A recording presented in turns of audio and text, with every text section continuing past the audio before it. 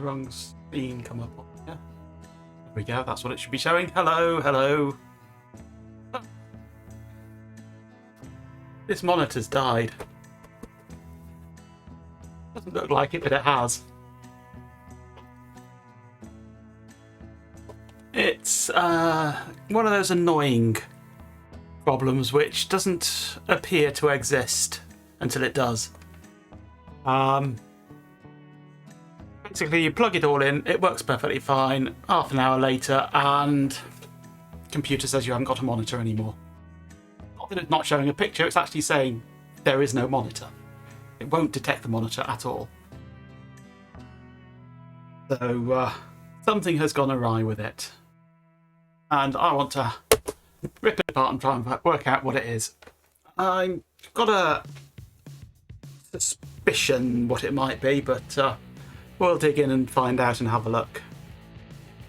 So yeah, currently I've just got it plugged into a little composite to HDMI adapter thingy, which is what's generating this image. Just says there's no signal on it, which of course is correct. If I unplug the DVI. Oh, now you decide you want to be screwed in. Okay. That's the no signal that I get when it's failed, basically. But even when it's failed, if I connect up something which doesn't have to detect the monitor, such as this HDMI adapter or an ESP32 or something like that, it still works.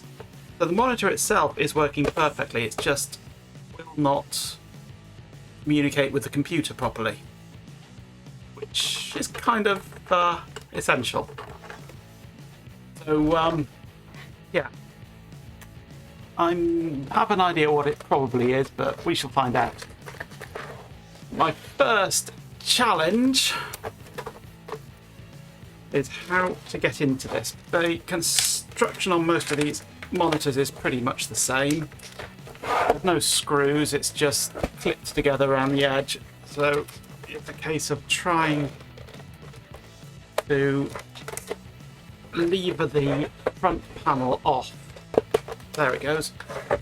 One edge will usually be easier than the others. There it goes. And once I've got one edge off, the rest usually follows suit pretty easily.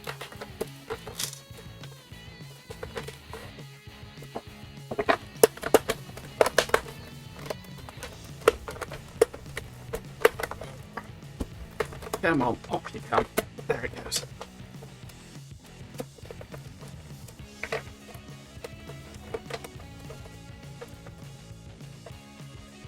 Control panel in the front here, which I think wants to disconnect before I can on the bottom.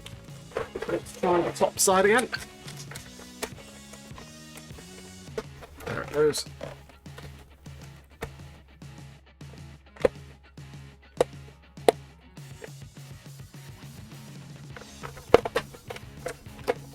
Got it.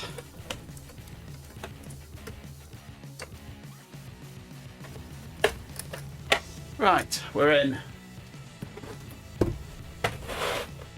Oh, it's a bit dusty in here. Oh, look at that. Oh, I think I need to get the old vacuum in there a moment.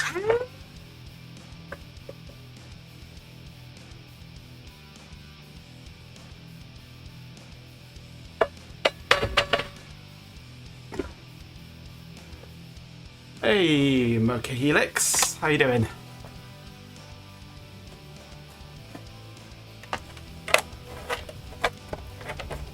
Right, I now need to take out the screws for the stand.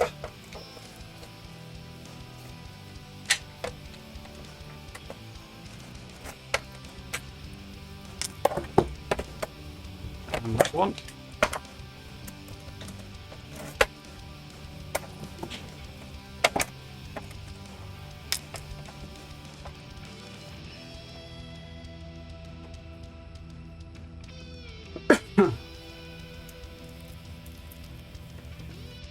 So far this is looking pretty much identical to every other monitor that I've ever opened.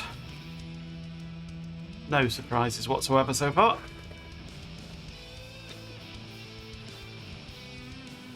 There's a pair of speakers on this. Plenty of aluminium tape for shielding.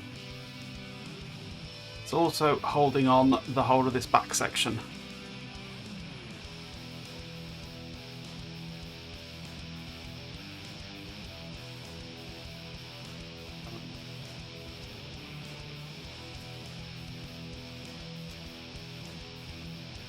Gently lever this up.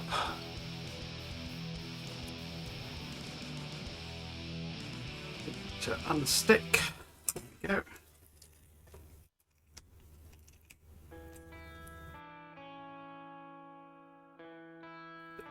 Decided it doesn't want to unstick now.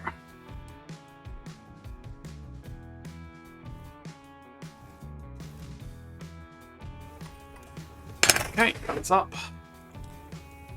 And we've got this piece of tape here, which can come off to that. This side, just a bit of plastic tape for the high voltage.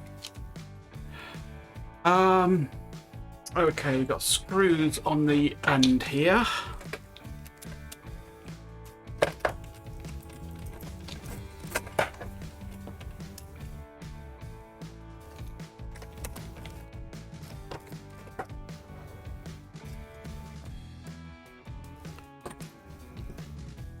Okay. And this feels like it's now free.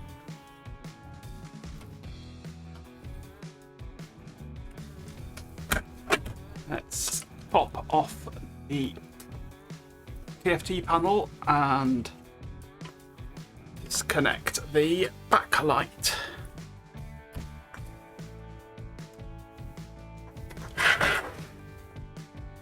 I can get the clips to release.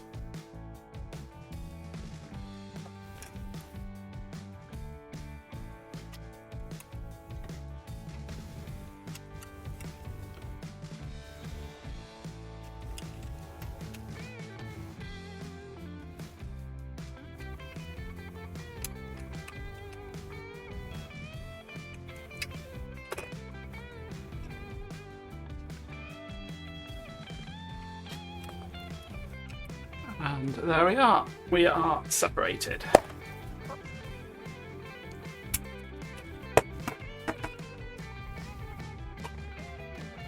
And just like every other monitor that I've ever opened, we have two boards.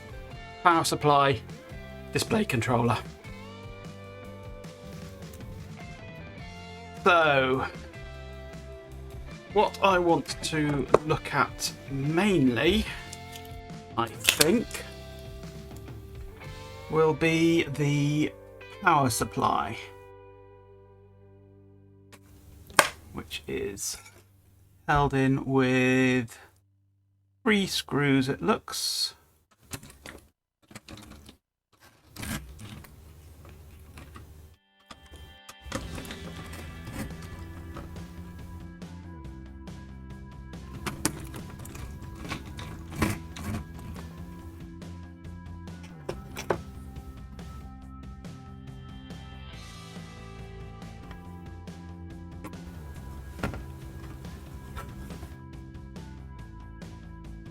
And I think we need to take off this little panel here as well.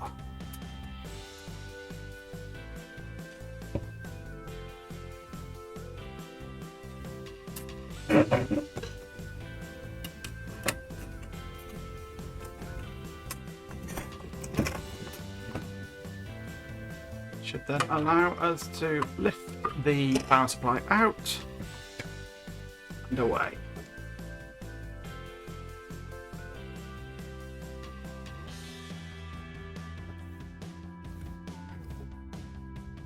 Can I disconnect this, or is it soldered in? I think that one's soldered in. It's annoying. should be able to disconnect it from this side though.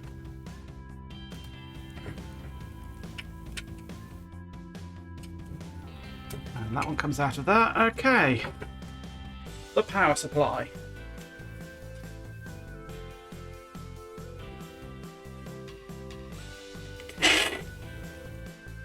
Look at the toastiness of that. That is a tired power supply.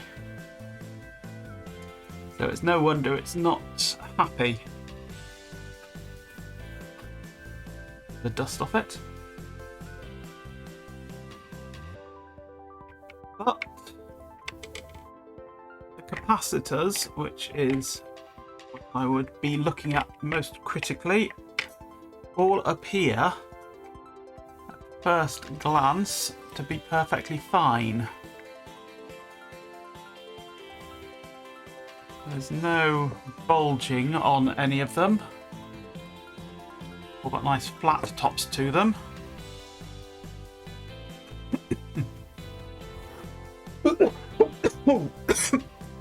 It's got a bit dusty in here now. Excuse me.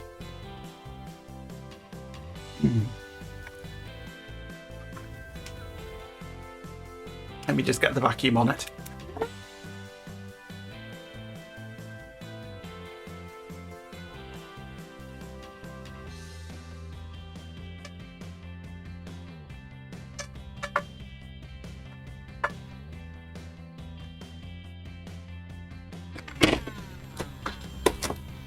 Yeah. Right. Be able to breathe now. So although it's gone quite toasty and brown, there doesn't appear at first glance to be any problems with the capacitors. Which is where I would expect the problem to be. May be worth replacing capacitors anyway.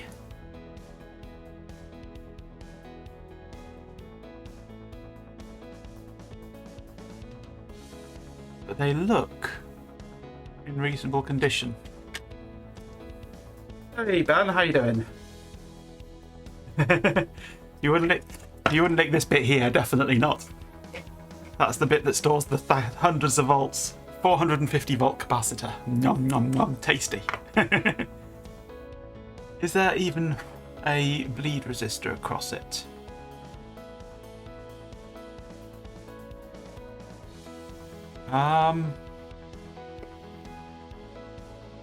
Kind of.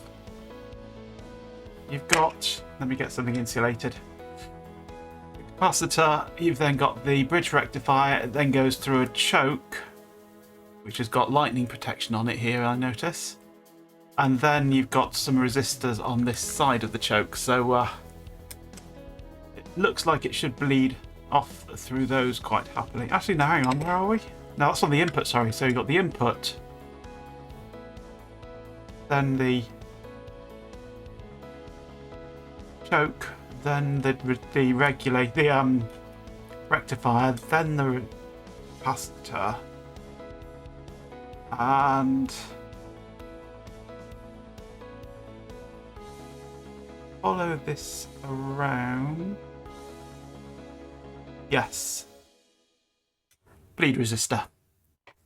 So it should be safe.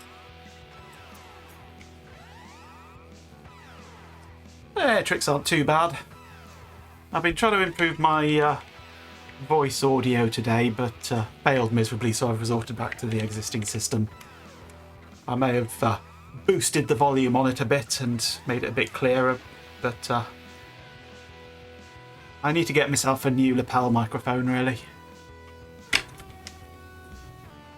Right, so if that isn't obviously dead, let's take a look at the controller board.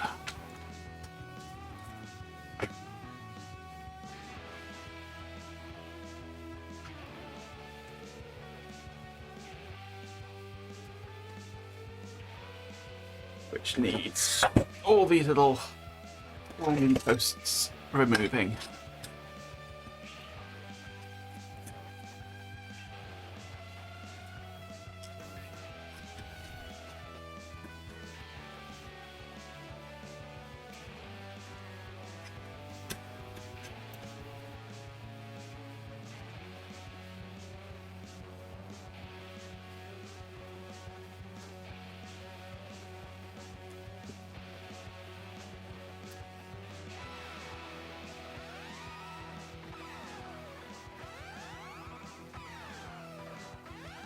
That's your average run-of-the-mill display controller board, nothing wonderful about that.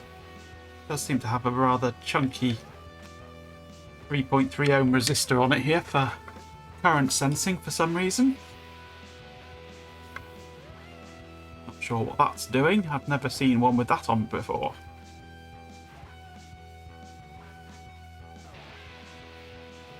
Again, all these capacitors here look perfectly fine. There's no immediate reason for it behaving the way it does.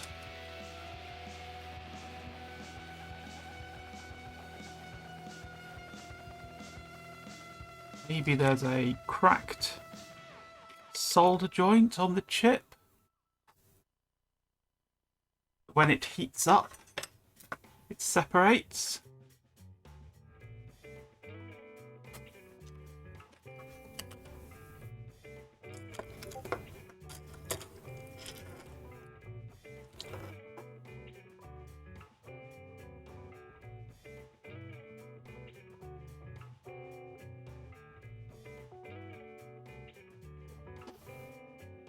Let's have a look. Where go? Let's have a look around the pins.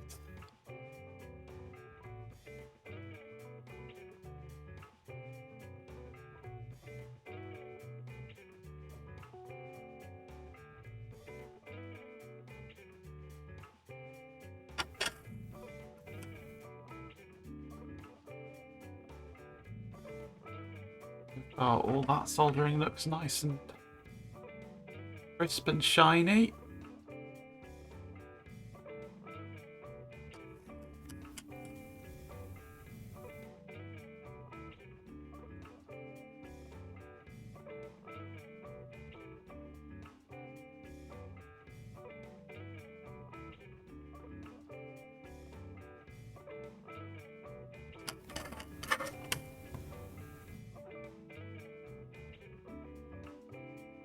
Not so good.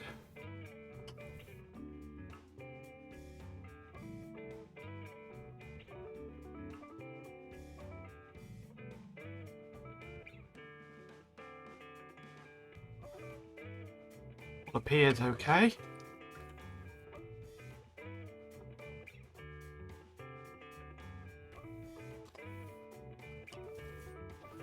Well, my initial hunch, I think, might be wrong, and I was hoping it would be an easy fix, this.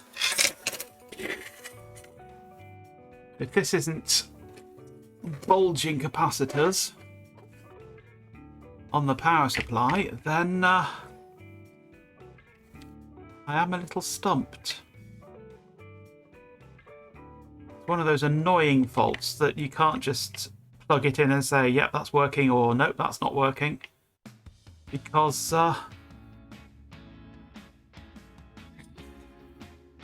only manifests once it's been powered up for a while, and only when it's actually connected up to a computer that wants to read the EDID.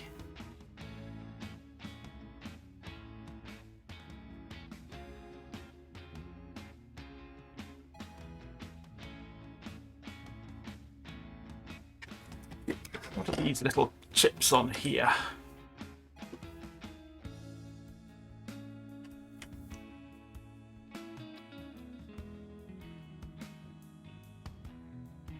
No idea. No idea, and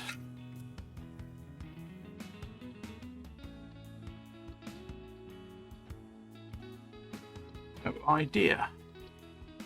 I was hoping one of those might just be a simple little EEPROM chip that's being used for the EDID. Maybe that's not working right, or suffering from heat stress. But it would appear not. Or if it is, it's not one I recognise.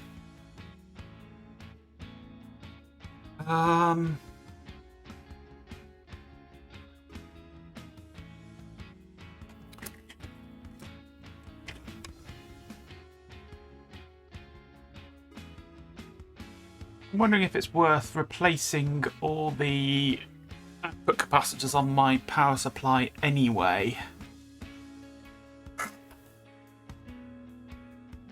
since those are usually the ones that go bad. If I have some replacements,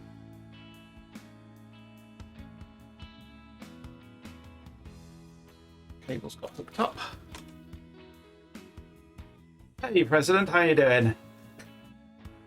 I'm just trying to work out, if it's possible, why my old monitor well, I wouldn't say intermittently, after it's been powered up for a while, stops being identified by the computer.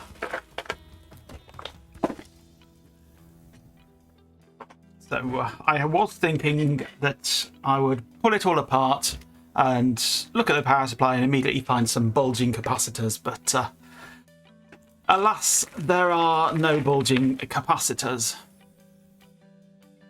There are plenty of capacitors, and they are wanting to be replaced regardless, I think. What sizes have I got available? I've got similar capacitances, not necessarily the same voltages, and I've got similar voltages, not the same capacitances. What are these ones? 6.3 1000, perfect. I'm going to want one of those.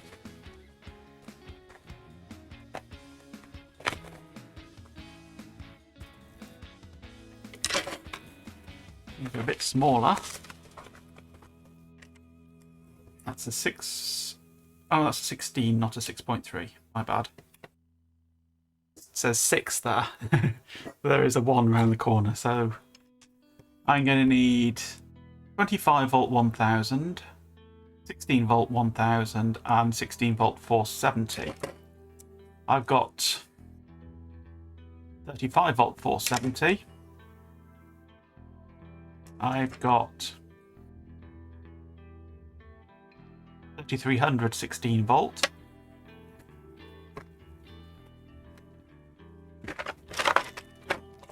What else have I got? Small 35 470s. 1006.3.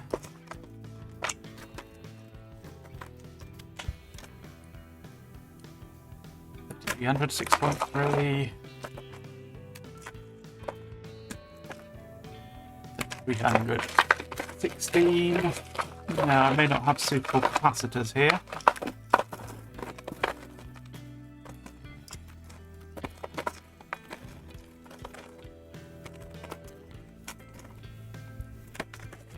Capacitor supply might have let me down.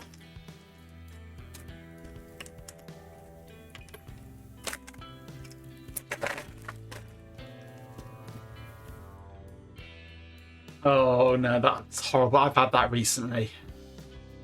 Yeah, it's a horrible bug that's going around at the moment. It knocked me out for a good week or so before I was vaguely back on my feet again. So, and then I was still coughing for another 2 weeks. So I don't envy you at all in the slightest. But yeah, I've been there. It's a horrible bug we're going through at the moment. But be glad it's not COVID. That's all I can say. Touch wood, I've managed to avoid COVID. But I know Shelby has tasted brown. But yes, it's not a nice bug that's going around at the moment.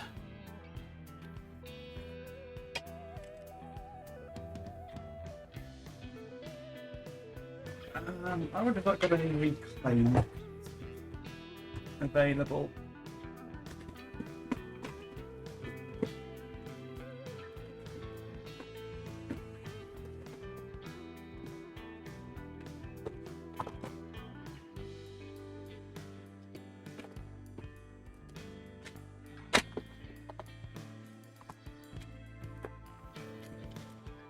Uh, 6.3 volt.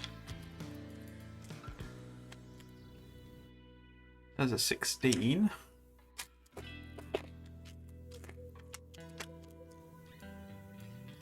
10 volts, there's a 25. Don't know if they would work.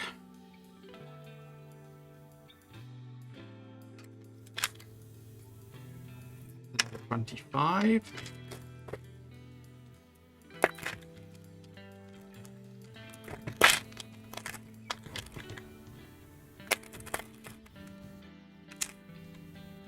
And 4.7. 470s rather. 10 volts. I don't have any 16 volt ones.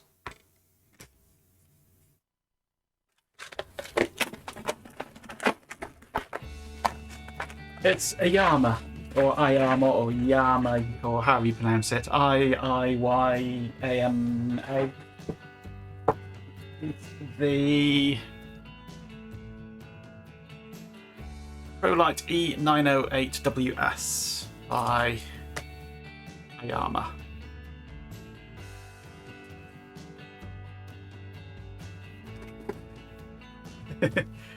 So yes, it's the monitor brand that I've always sworn by. I've got two other 24-inch ones in front of me here, which I've had for many years, and got, in fact, these two I got second hand on eBay for 30 quid for the pair, because they had no stands with them. But I use Visa mounts on the wall, so who needs stands? But this one I've just replaced with an QHD AOC monitor, which, I mean, it's a nice monitor, but it's the cheapest one that Amazon had. And it's a nice enough monitor, but it's flimsy, let's put it that way. It's built down to a cost.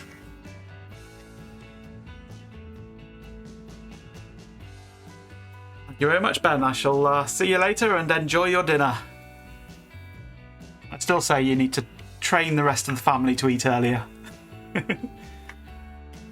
Right, I've got a couple of potential capacitors here.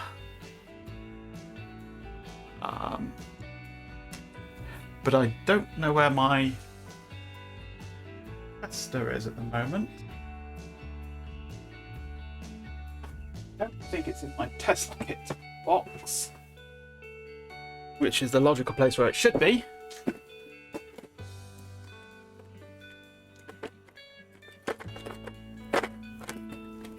No, of course it's not in there. That would be sensible to leave it in there.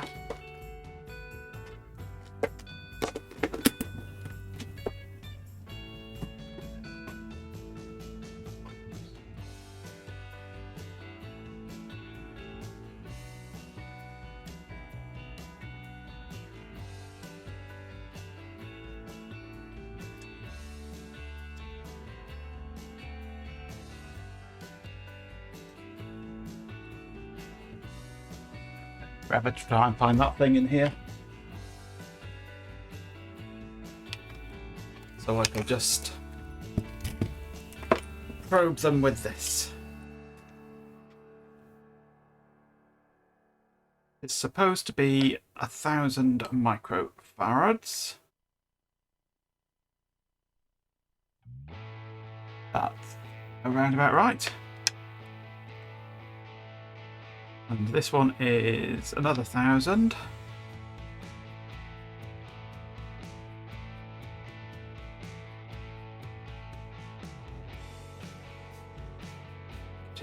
Stay connected. Yep, that looks okay. This one. Yeah, they look capacitance-wise okay, but you can never really be too sure. Let's just have a quick probe of these and see what they claim to be.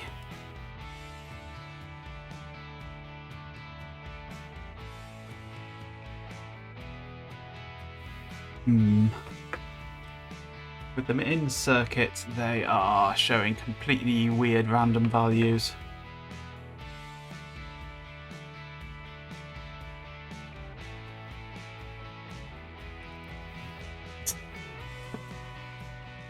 So I might just pop them out and measure them.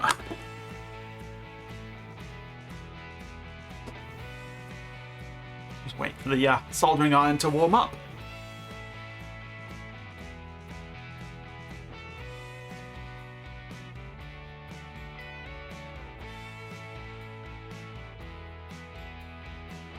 Oh, and Speedy MF, I didn't see you lurking there.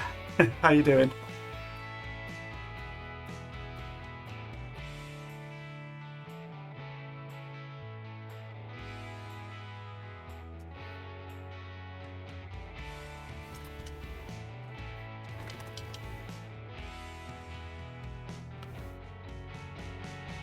I have heard of him, President, but I've not actually got around to watching him at all.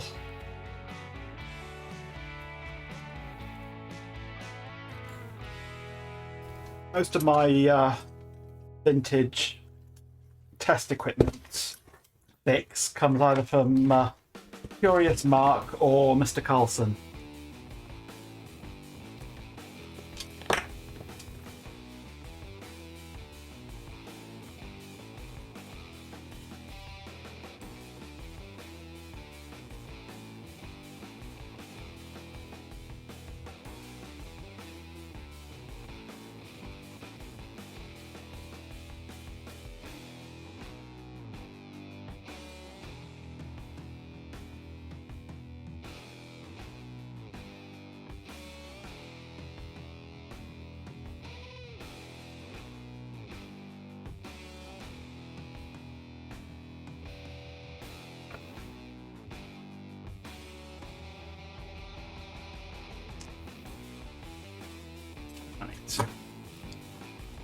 Let's just see what this one measures. Now it's out of circuit. 470. And this measures 552. That is a little high. A little higher than I would like.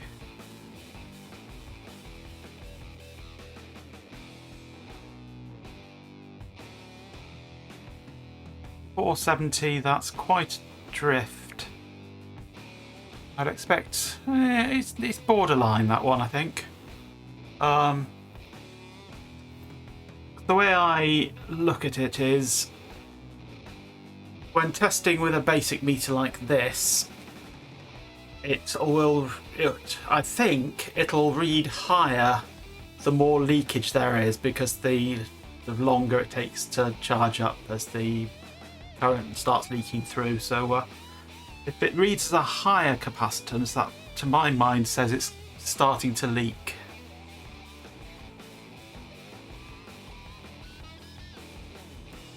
Diodes can be capacitors to in a certain light, yes. Diodes can also be switches. I was watching Curious Mark fixing it's this frequency counter thing with all these plug-in modules, and it's some rather interesting bits of circuit design in that, which are using well, I think we're on an advert break now, aren't we? I shall wait for the advert break to finish and then continue that musing.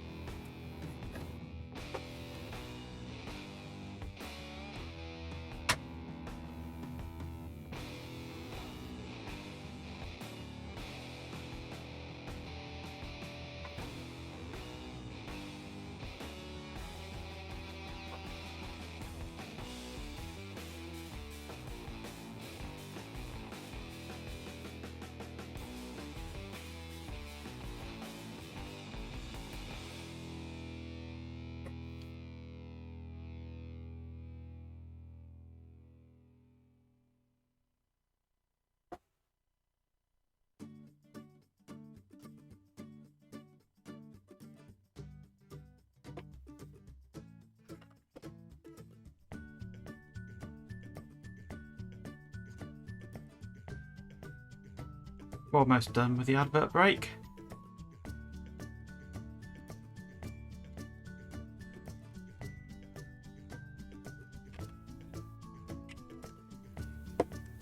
There we go, I think advert break's over now.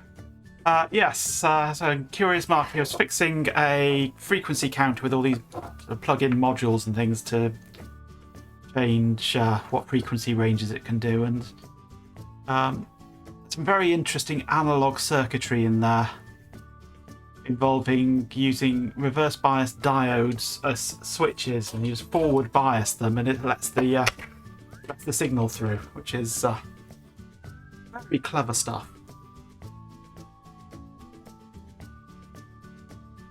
Yes, that was a nice little multimeter. Well, I say little, quite big.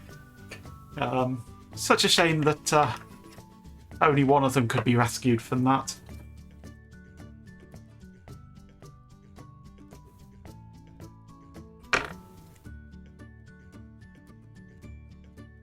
I know Mr. Carlson's lab has created various specialist test tools for testing capacitors and similar things that really gets them tested really deeply, especially when it comes to sort of leakage current and things like that. Very clever stuff that he does. Okay, this one here.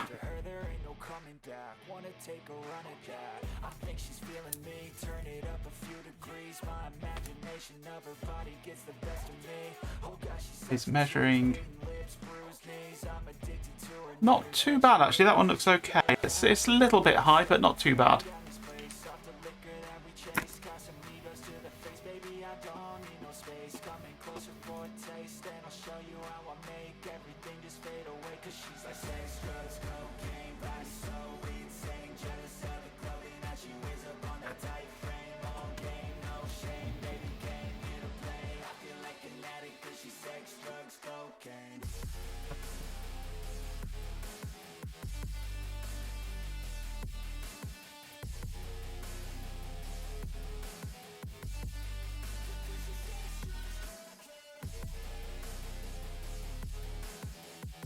Yes, I don't normally do much in the way of high voltage work, so I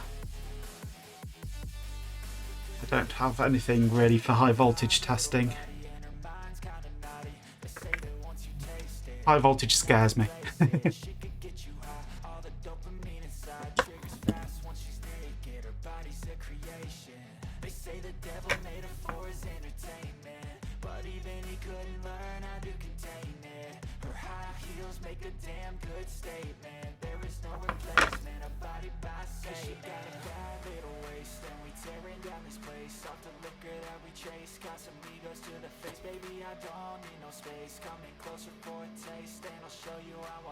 Okay, one left. Examine.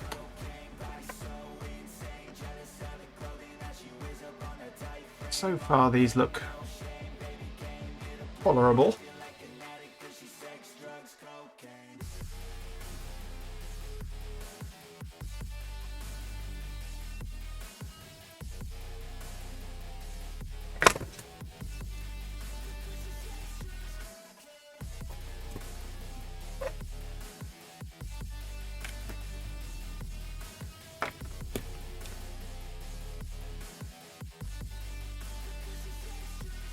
Okay, and this one should measure 1,000.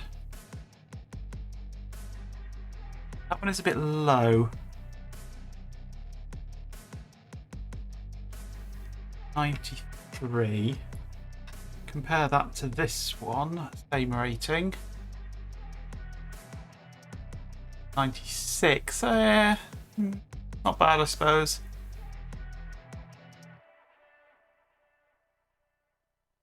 You can either get one from Keysight for about 10,000, or you could probably get one free from Keysight with one of their giveaways that they keep having.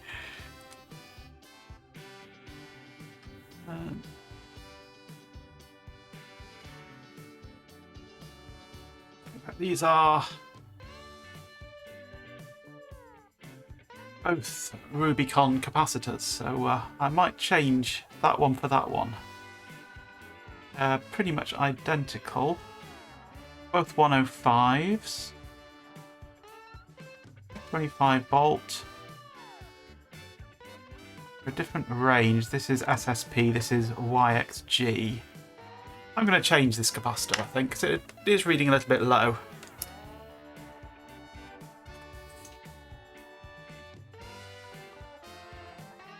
Clean this pin up a bit.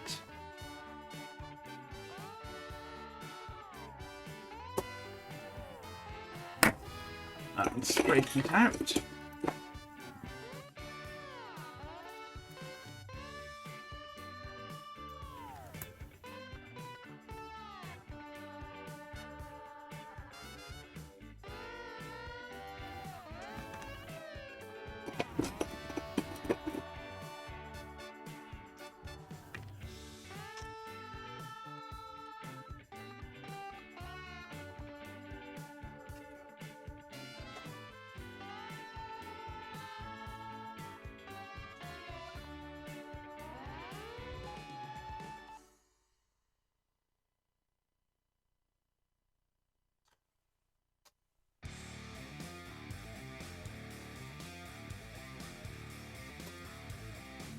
Okay, that's cleaned that out. There's not been any signs of any leakage or anything from these capacitors, so I am doubting that they are the problem.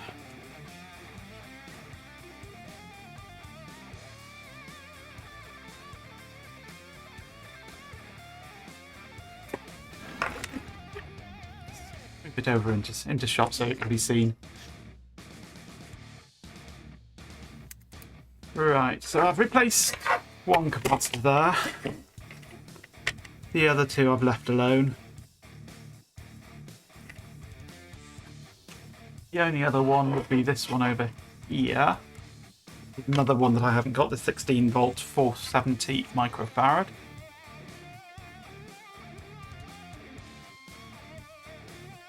Everything else appears to be fine on it, so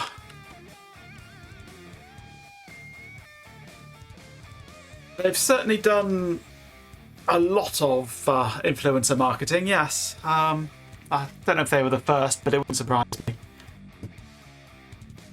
They're certainly often being touted by the likes of Electro Boom.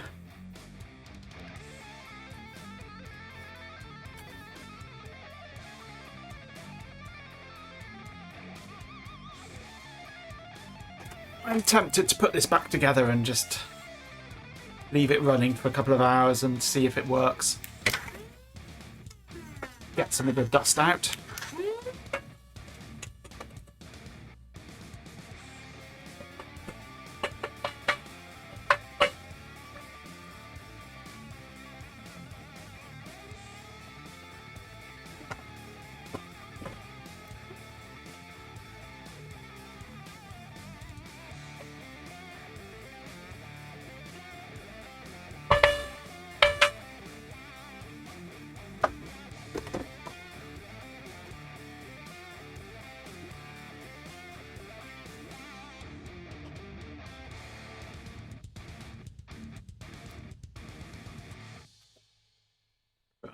Let's put this back together again.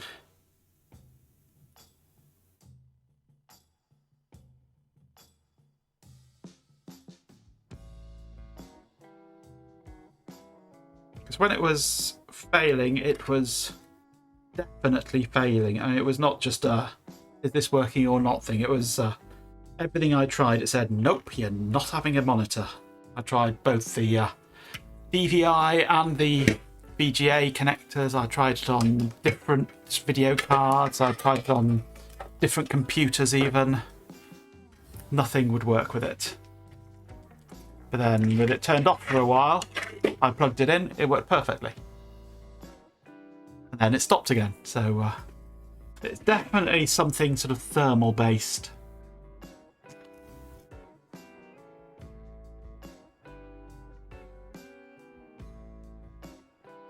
Okay, let's find the right screws for this.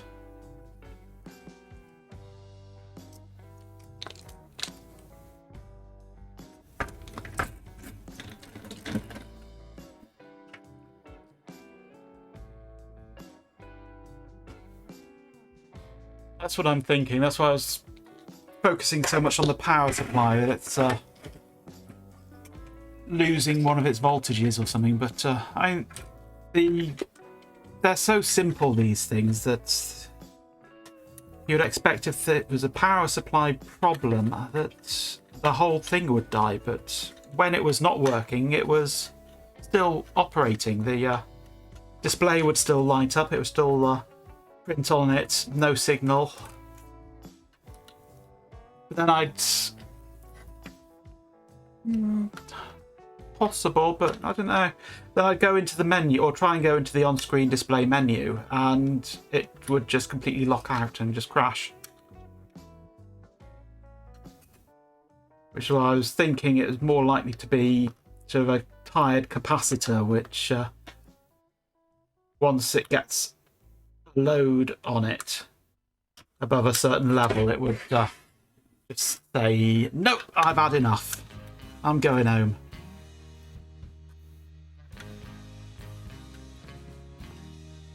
I can't get this connector in. I should have put this connector in before screwing it in, I think.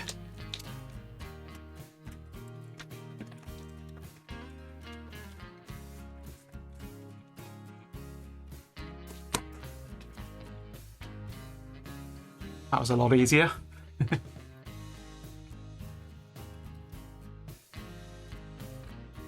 Yeah, my second thought was maybe there's a bad connection on the chip. I've been around it with the microscope, but I guess I could go around it with the soldering iron, just reflow it all. That certainly wouldn't hurt. Yeah.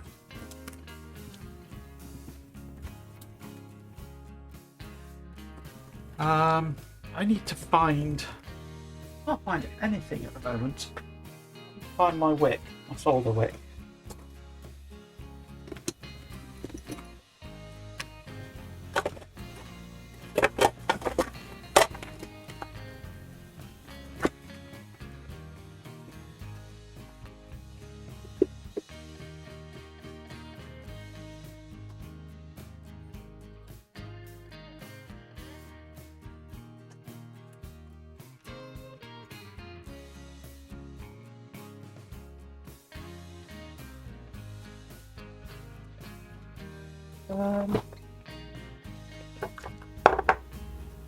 I don't know where the soldering wick has gone.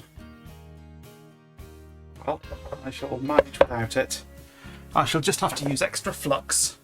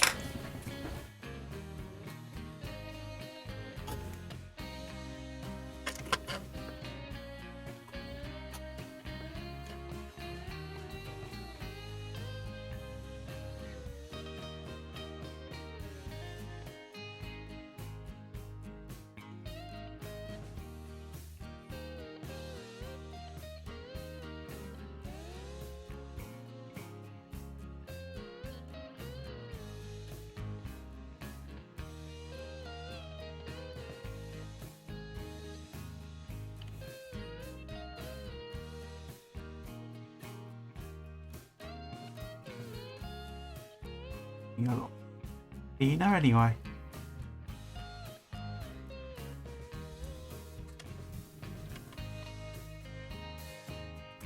I'm just going to see if I can get my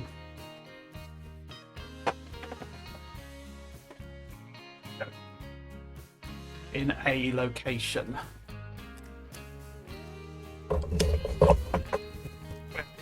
Stay.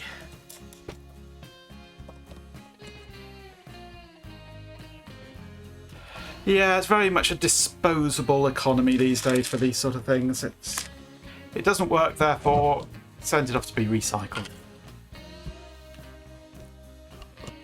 It's more economical to try and recover the precious metals than to try and repair it. Right, let's see what this gives me.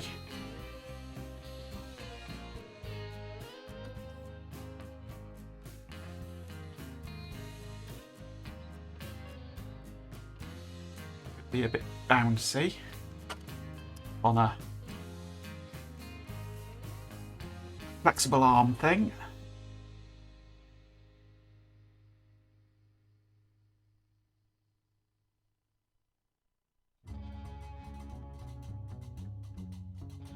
Focus.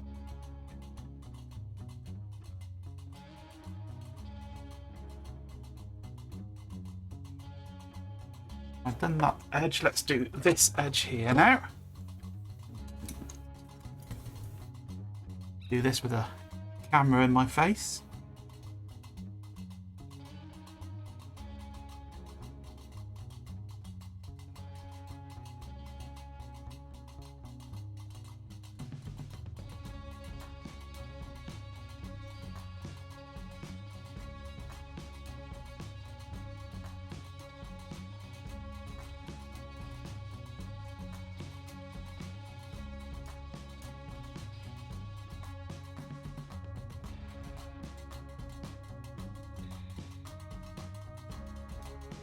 Helps that I've had years of practice hand soldering EQFP chips. Because I'm talking at the same time, I got a nice bridge then, but I think that cleared it.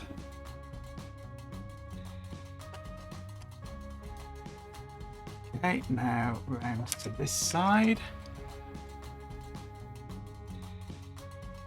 Avoid the capacitors. Guess I could replace these capacitors as well.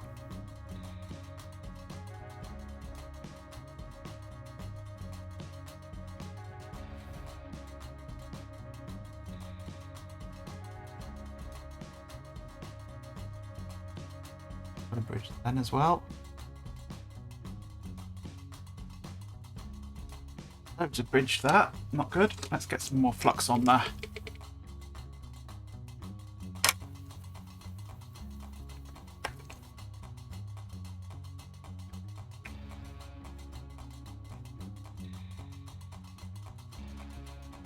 Oh, making a mess there. I need my wick.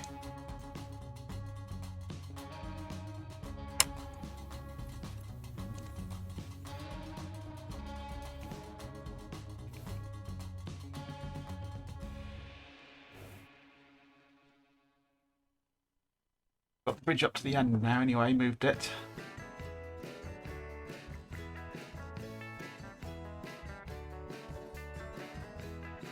Well, there is a gradual pushback from it with the likes of, oh, what are they called? Can't remember what it's called now. It's that, I don't have my wick about me or my wits about me, Carrot House, hello. What's the name of the laptop that's all made out of interchangeable components? That's more the sort of thing that we need.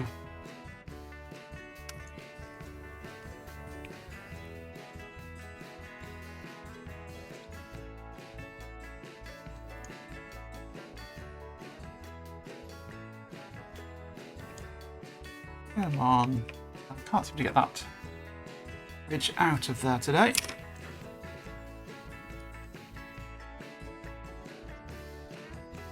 Nearly had it. There we go. Got it. If in doubt, add more and more and more flux. Framework, that's the one. Thank you, Speedy. Okay, I've done that. I've done that. I've done that. It's one next.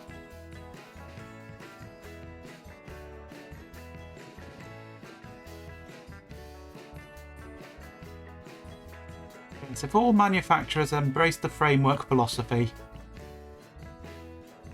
everything would be interchangeable. You'd never throw anything away, just replace bits of it. I suppose in a way you'd be throwing bits of it away, but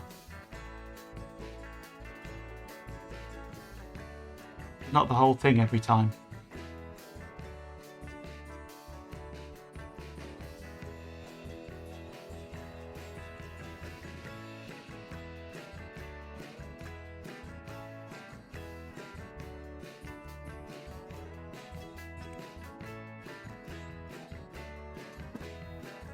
Again, another bridge.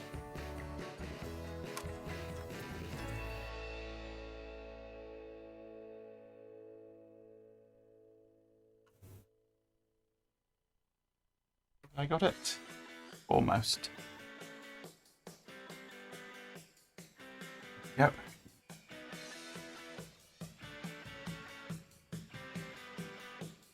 Right, I've reflowed all the pins of the chip.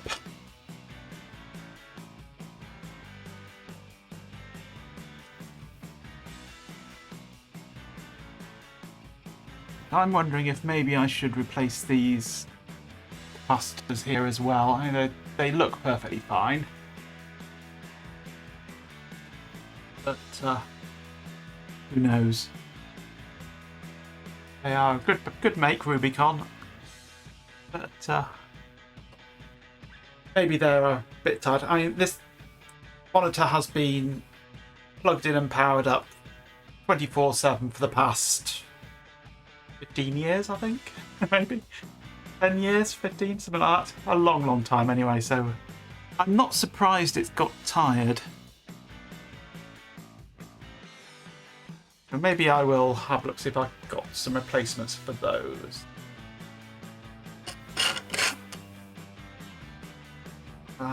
Capacitors.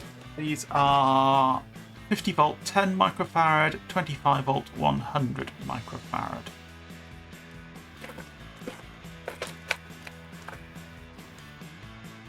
I have here 25 volt 22 microfarad,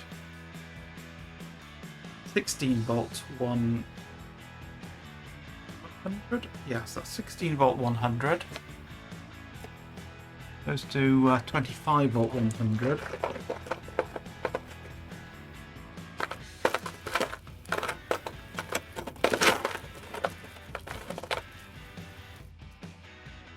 Is 16 volt 100.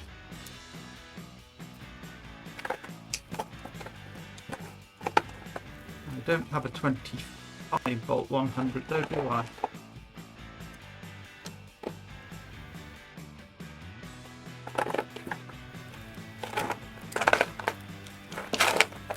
No.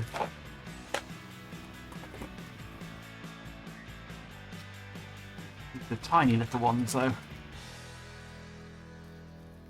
Considerably smaller than the existing ones. 15 volt 100. Oh no, that's 25 volt 100 I want, isn't it? No, they're no good.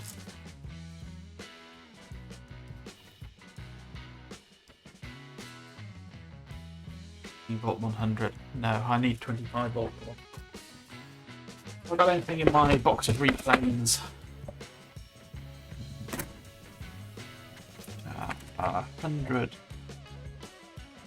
microfarad down here. 10 volt. 5 volts.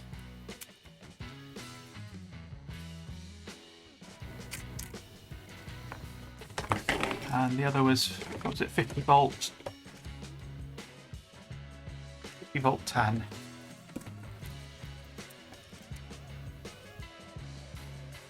50 volt 10.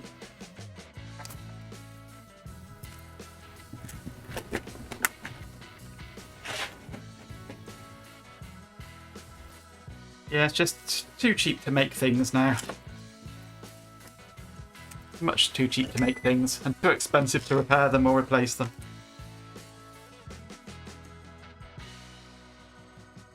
So this should be a 100.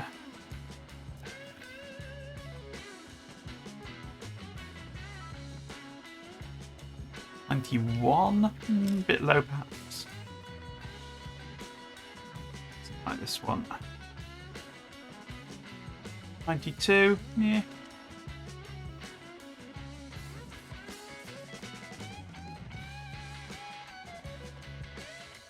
91.9, yeah, they're all about the same. And then this one here should be 10. 10.6, not bad. Yeah, so I think I'll replace those salvaged caps box. Loaded with them.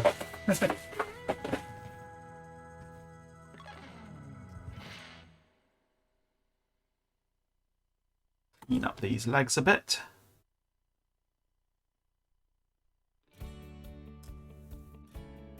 Okay, that.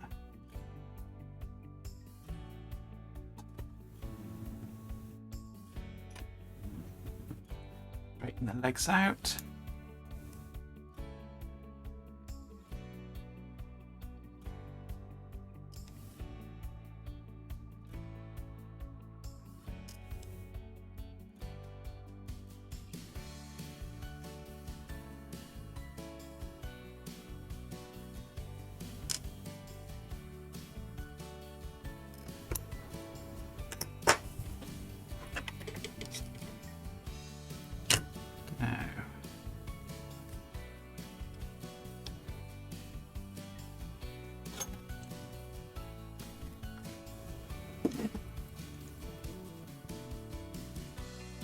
Basically, yes. Anything that instead of throwing things away, I'll strip all the useful components off them first. Usually capacitors, big resistors, that sort of thing.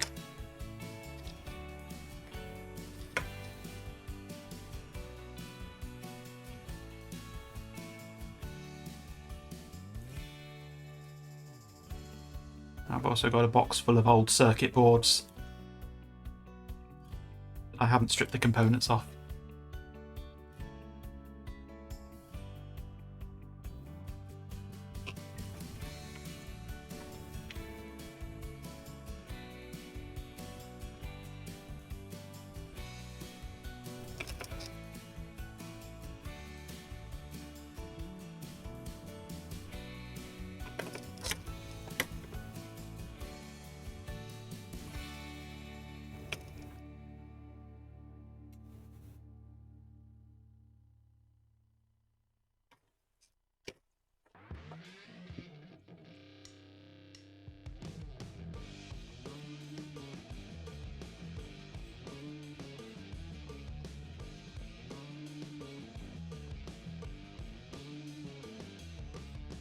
Massive ground plane on this capacitor. Doesn't want to release.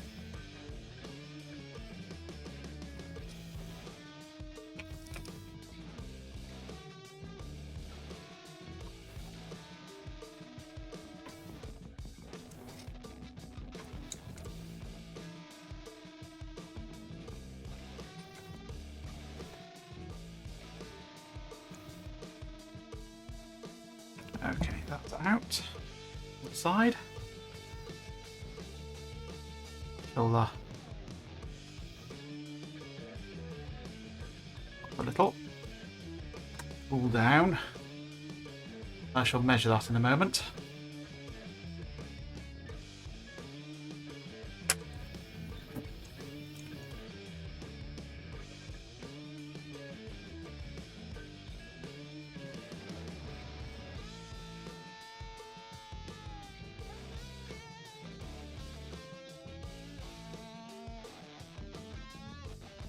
Right, that was a 125. Pop another one back in its place.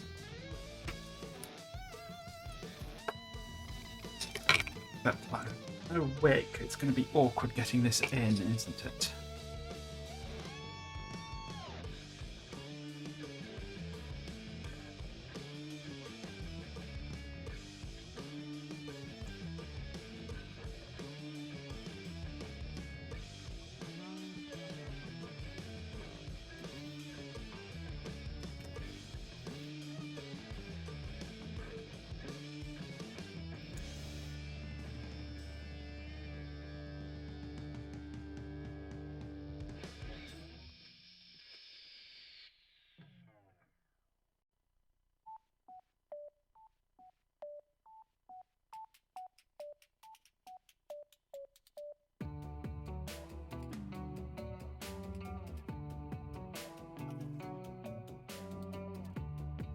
I aim right.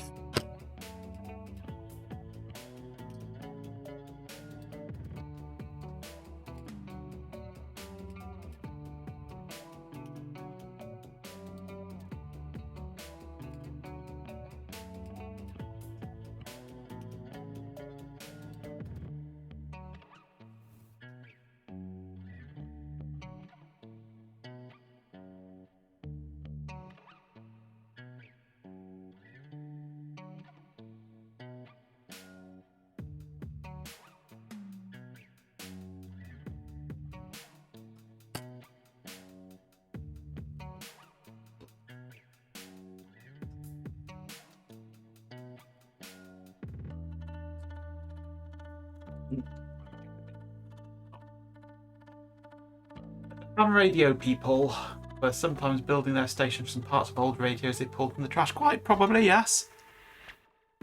No reason why you shouldn't.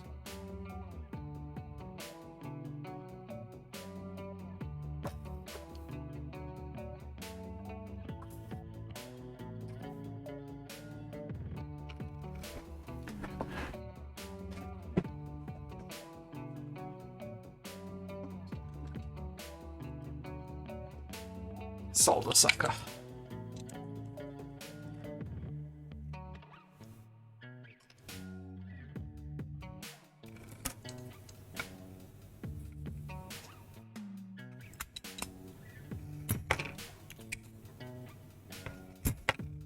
I don't like solder suckers. I wonder where that I can.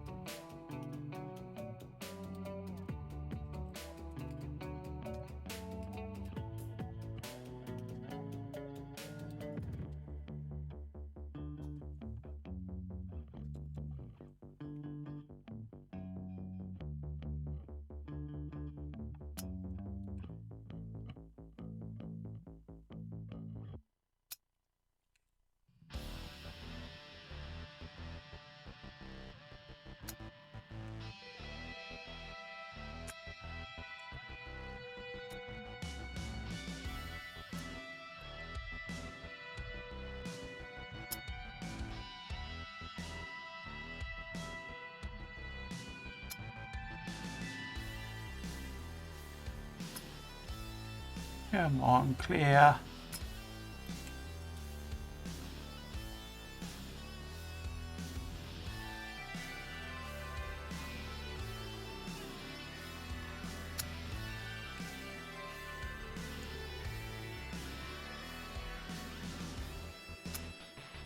It's quite a rigorous exam, I believe, for the ham radio. That's just not clearing.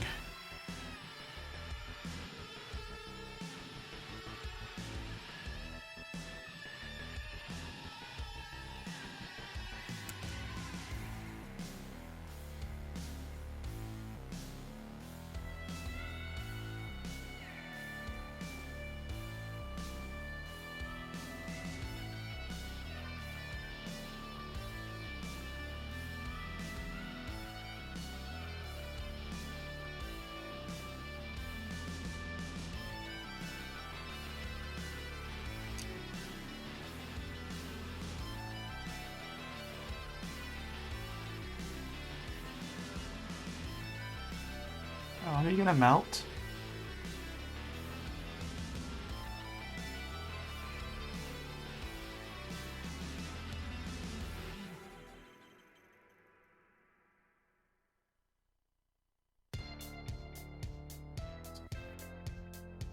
Holes. Now all we need to do is remelt the solder and push it through. There we go.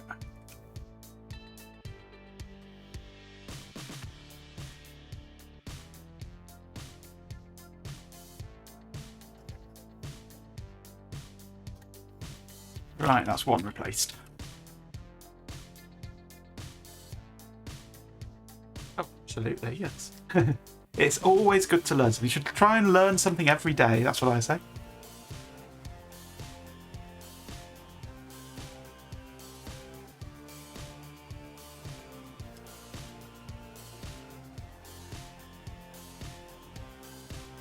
It's removed with the bent legs. Okay, let's do these three over here now. They all point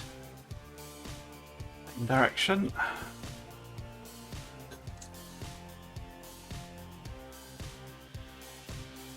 If you can't learn something every day, you should at least endeavour to teach something every day so that somebody else learns something.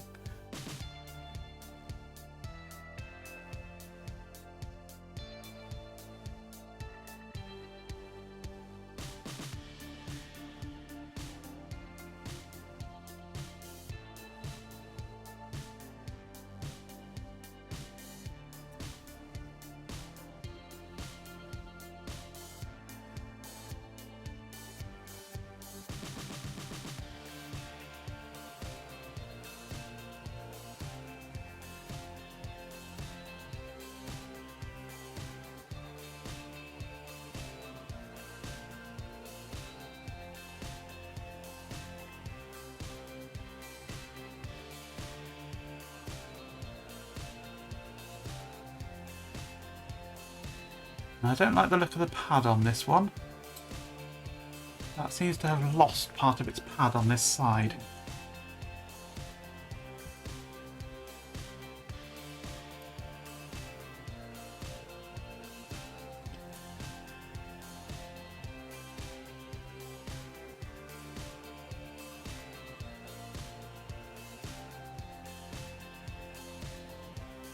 Don't think it'll be a problem.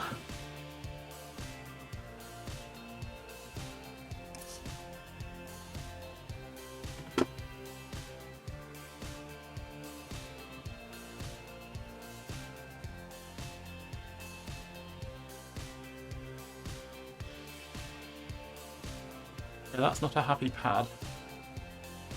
It just goes straight to that wire next to it. And just bend the pin over and solder straight to that. No problem.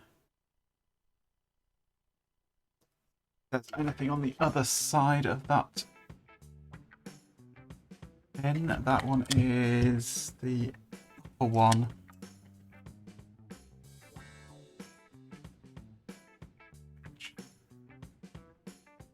Goes onto a chunky trace there, so that shouldn't be a problem. As long as I can get some solder through.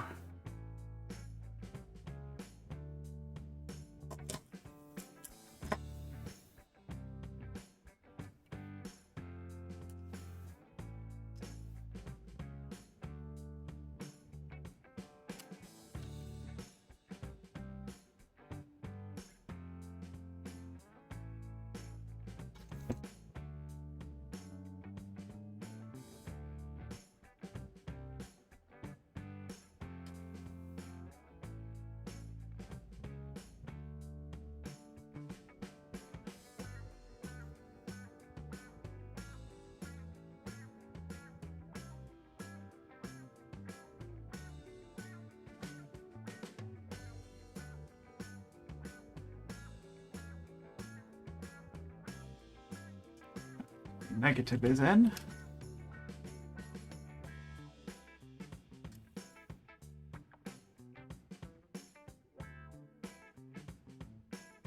Positive is in.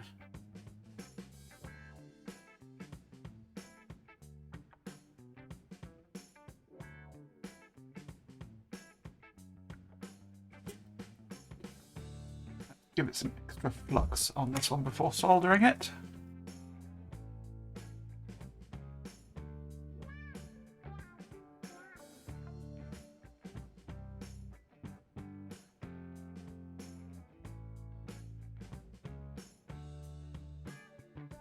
Should be okay. Check that with the multimeter.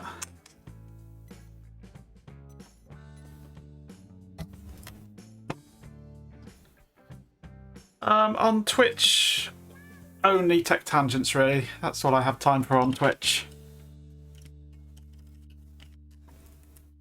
I think if I probe there and yeah. Continuity, that's good.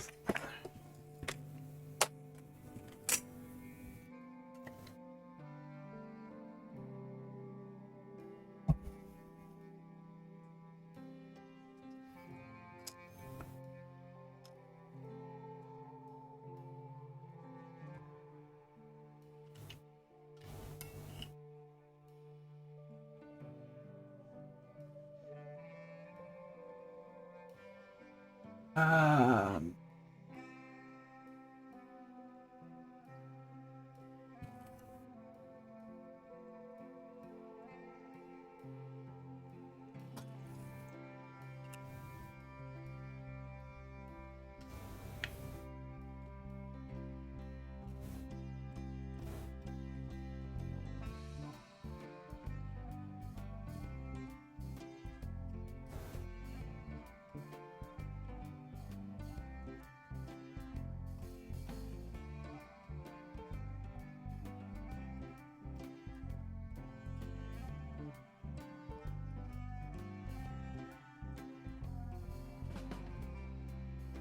ouch, hot.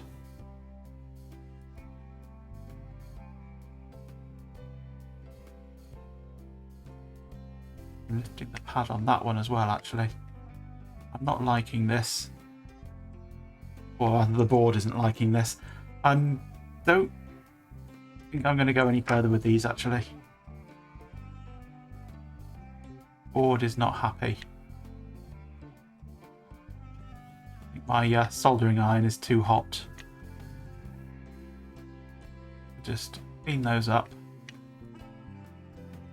Leave that as is, actually, for those capacitors.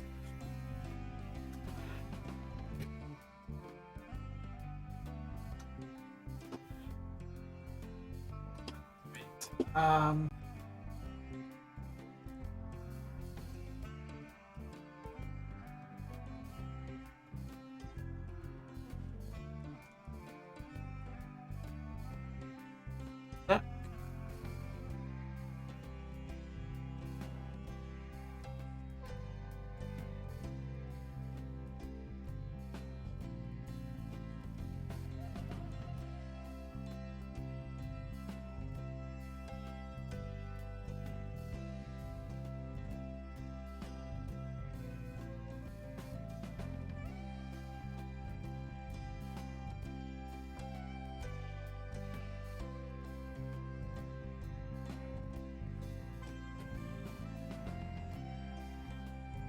Sorting out a quick.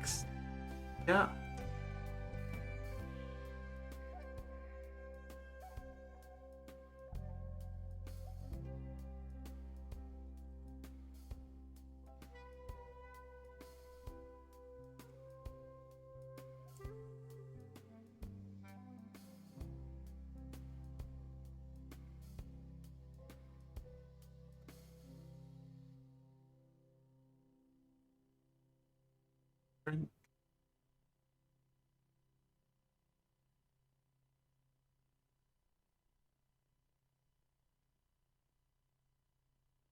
Right. I need to take a comfort break for a few minutes.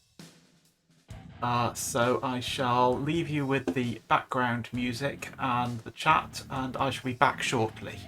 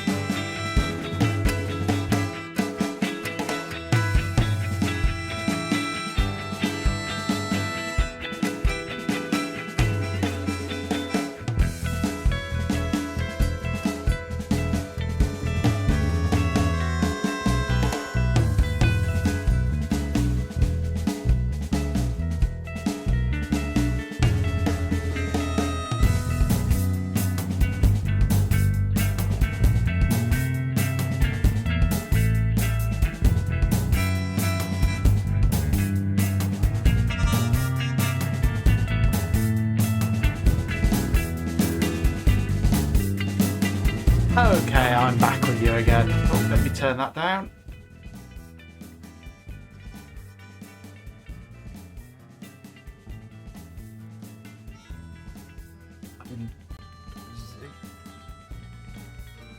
Studio mode, so yeah, what I'm doing.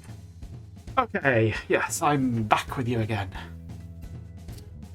Where was I? Yes, I just decided not to replace these capacitors because the board was not happy with my reworking there, so I'm going to leave that, I think. Got two of the capacitors there, I think two is probably going to be enough.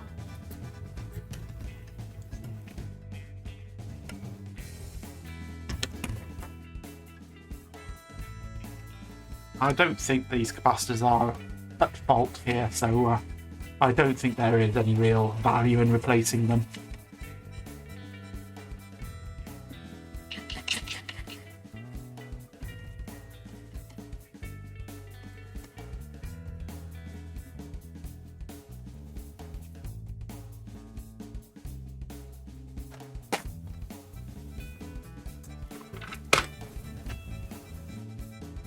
Right.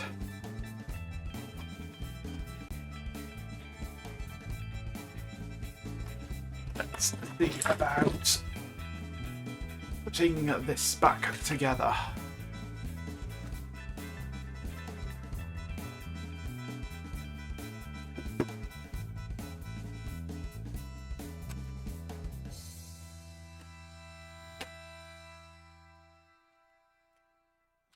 Clean the flux off this side as well.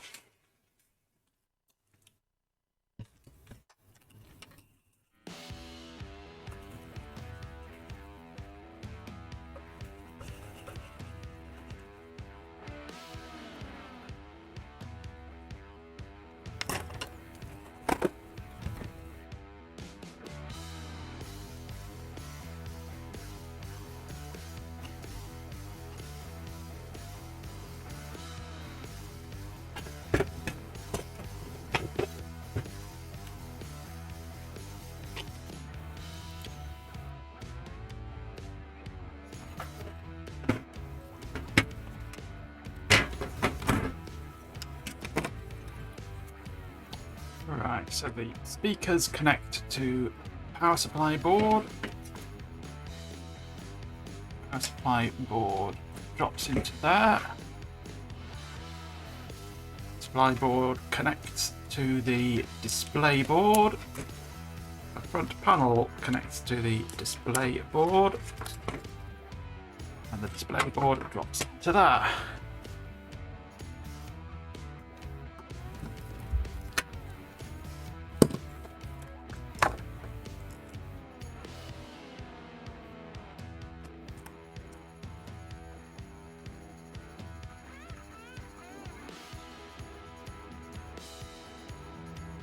Of course it won't work.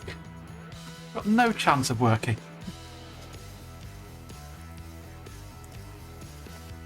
What do you think we are? Good at our job or something?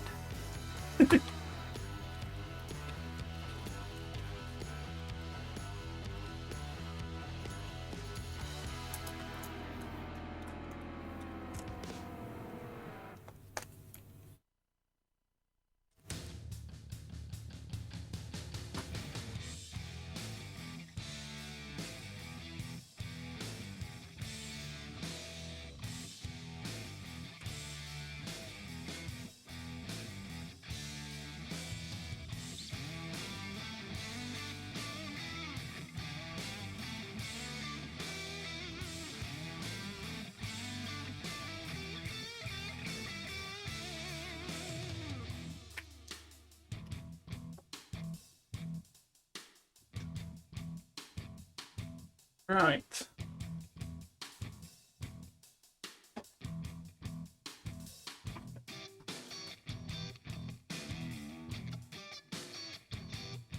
Just vacuum off the back of the screen.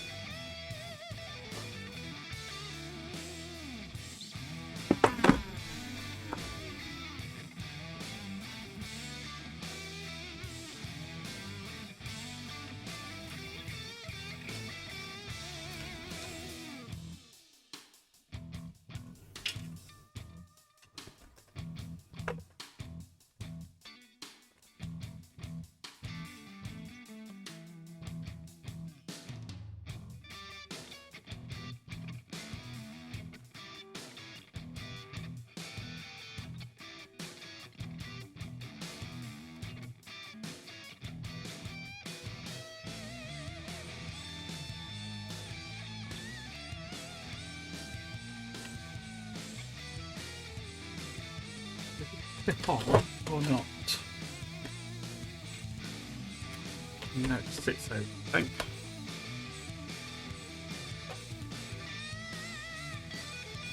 Oops, I got that in there. Come back.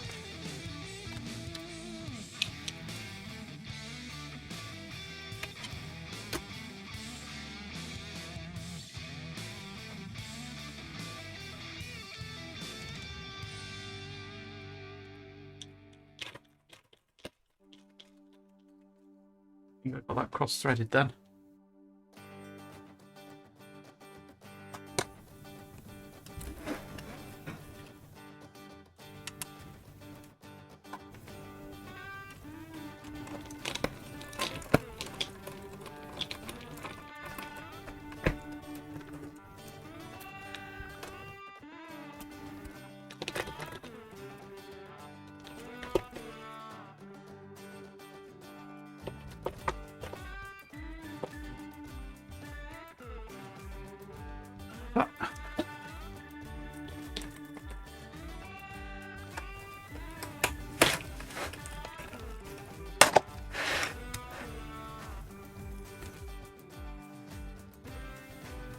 Insert it into there. The backlights.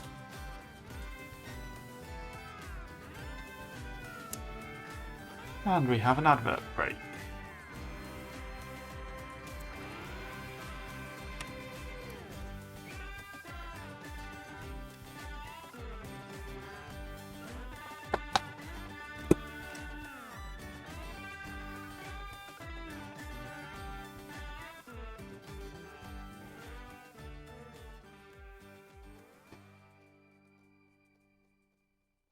I'm going to have to disappear off again for a second. Moment, back in a minute.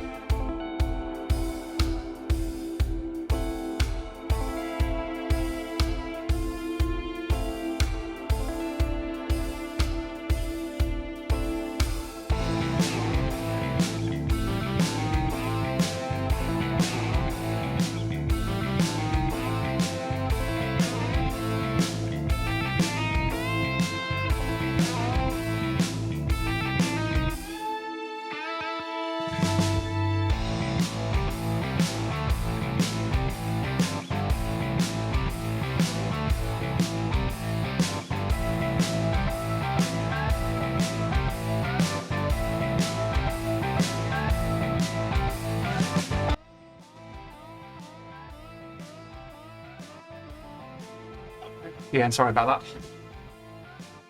Right.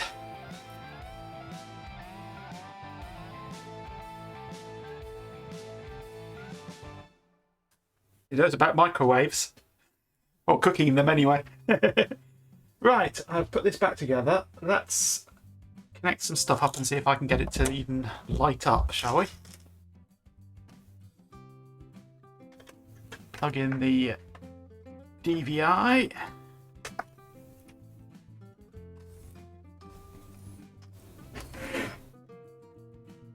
And find some power.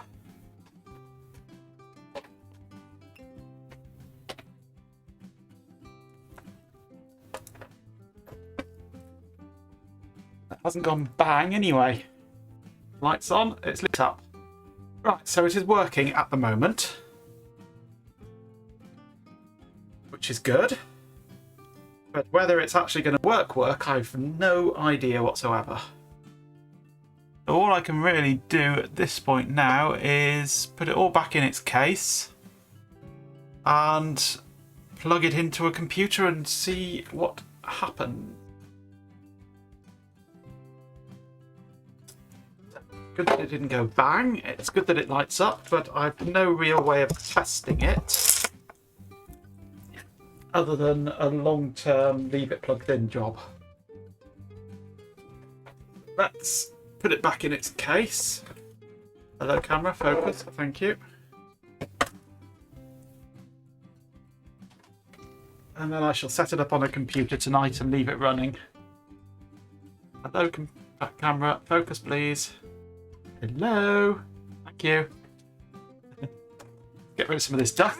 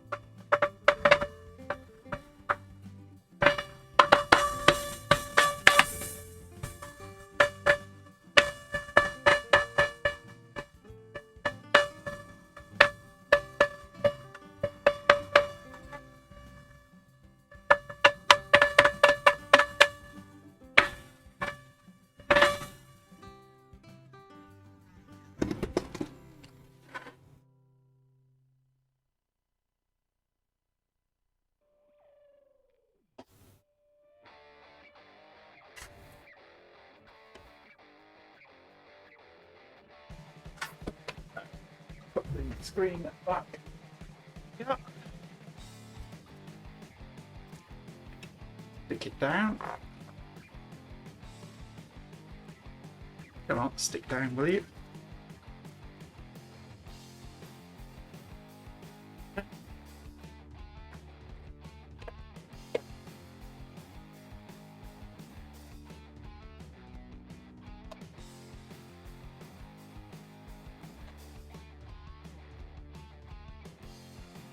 It's around, which also wants a bit of a vacuuming out.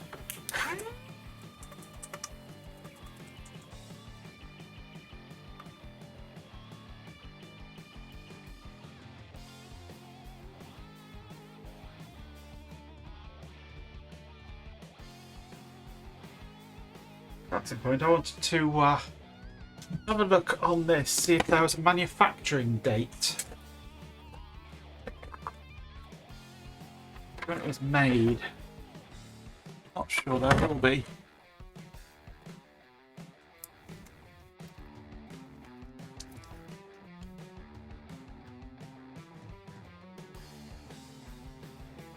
No, I don't see anything.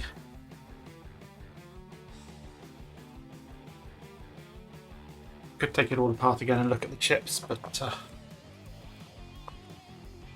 I was just curious. Can't remember when I bought it, you see.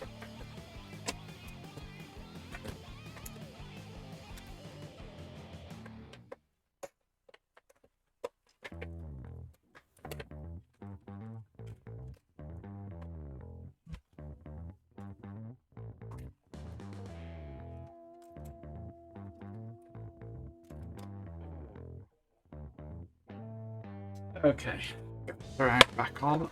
Put the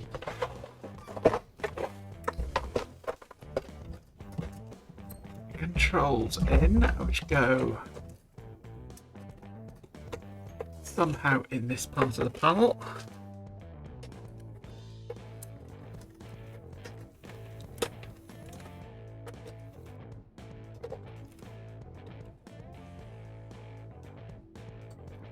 Come on. Cables are only just long enough to fit.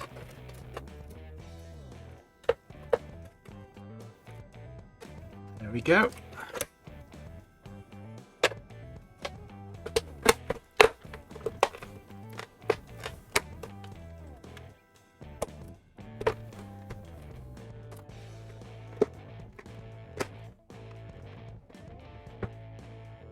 The closest I've come to playing with RF stuff is hunting around the airwaves using my RTL SDR and GQRX.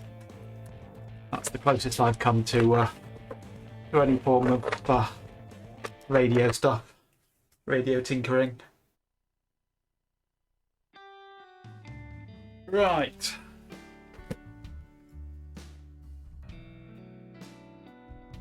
So this is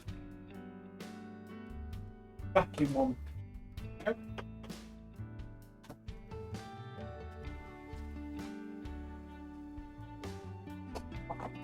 The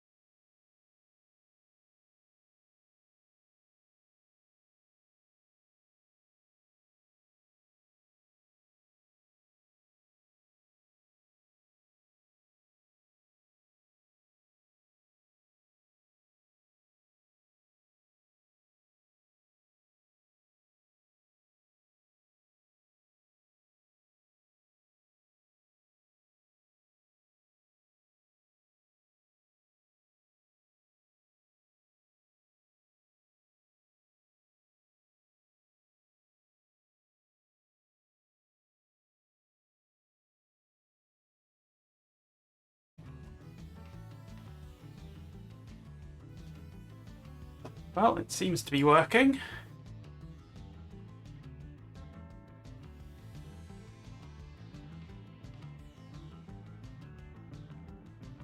Get the screen to the right size. Good sign.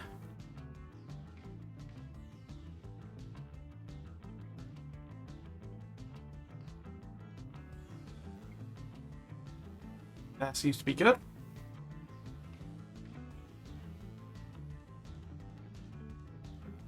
So,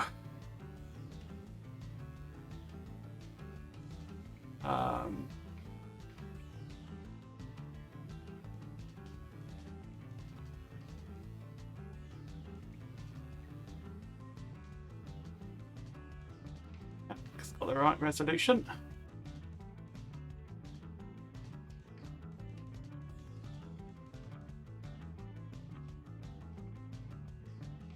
It seems happy at the moment, right.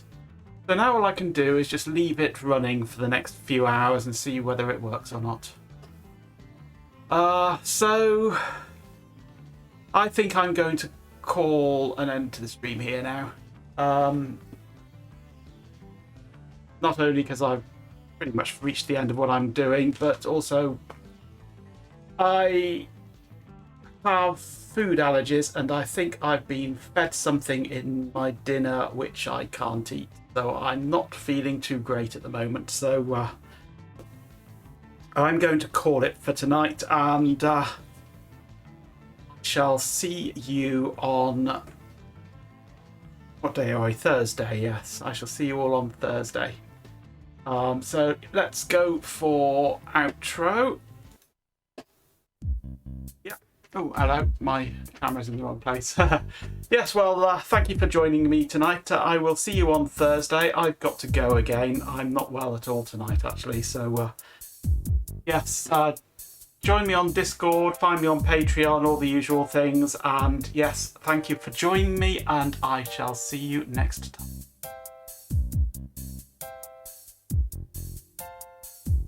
Full switch.